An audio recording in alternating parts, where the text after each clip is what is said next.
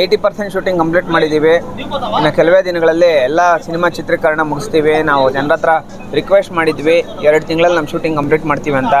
ಹಗಲು ರಾತ್ರಿ ಕಷ್ಟಪಟ್ಟು ಸುಮಾರು ಒಂದು ದಿನಕ್ಕೆ 10 ರಿಂದ 12 ಅವರ್ ನಾವು ಶೂಟಿಂಗ್ ಮಾಡಿ ಸಿನಿಮಾ ಚಿತ್ರೀಕರಣ ಮಾಡಿ ಈಗ 80% ಕಂಪ್ಲೀಟ್ ಮಾಡಿ ಒಂದು ಹಂತಕ್ಕೆ ಬಂದಿದ್ದೀವಿ.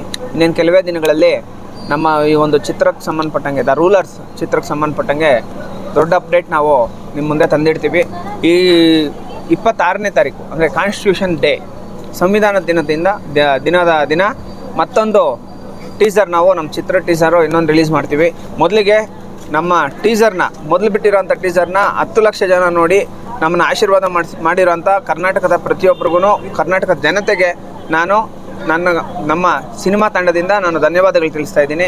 ಎಲ್ಲ ಶೂಟಿಂಗ್ ತುಂಬ ಅಚ್ಚುಕಟ್ಟಾಗಿ ಯಾವುದೇ ತೊಂದರೆಗಳಿಲ್ದಿರ ತುಂಬ ಅದ್ಭುತವಾಗಿ ಇನ್ನು ಕೆಲವೇ ದಿನಗಳಲ್ಲಿ ದೊಡ್ಡ ಅಪ್ಡೇಟ್ ಒಂದು ಕೊಡ್ತೀವಿ ಸರ್.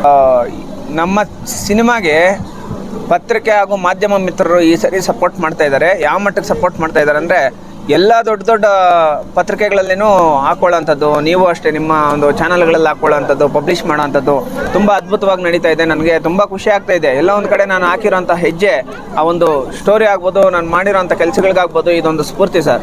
ಎಲ್ಲ ಕಡೆನೂ ವೈರಲ್ ಆಗಿದೆ. ಒಳ್ಳೆ ಪ್ರಶಂಸೆಗಳು ನಮ್ಮ ಒಂದು ಟೀಸರ್ಗೆ ಸಿಕ್ಕಿದೆ. ಮುಂದಿನ ದಿನಗಳಲ್ಲಿ ಇನ್ನೂ ಅದ್ಭುತವಾದಂಥ ಒಂದು ನಾನು ಒಳ್ಳೆ ಕಂಟೆಂಟ್ನ ನಿಮ್ಮ ಮುಂದೆ ತಂದಿಡ್ತೀನಿ ಸರ್. ಏಪ್ರಿಲ್ ಮಂತಲ್ಲಿ ಬಿಡುಗಡೆ ಮಾಡಿಬಿಡ್ತೀವಿ. ಏಪ್ರಿಲ್ 12th ಪ್ಲ್ಯಾನ್ ಮಾಡಿದ್ದೀವಿ. ಆ ಅಪ್ಡೇಟ್ ನಿಮ್ಮನ್ನು ಪ್ರೆಸ್ ಮೀಟ್ ಕರೆದು ಅಪ್ಡೇಟ್ ಮಾಡ್ತೀವಿ ಸರ್. ಈಗ ಭಾರತೀಯ ಚಿತ್ರರಂಗದಲ್ಲಿ ಹೆಸರಾಂತ ನಟರು ಚರಣ್ ರಾಜ್ ಅವರು ನಿಮ್ಮ ಸಿನಿಮಾದಲ್ಲಿ ಅಭಿನಯಿಸ್ತಾರೆ, ಅವ್ರ ಬಗ್ಗೆ ಸರ್.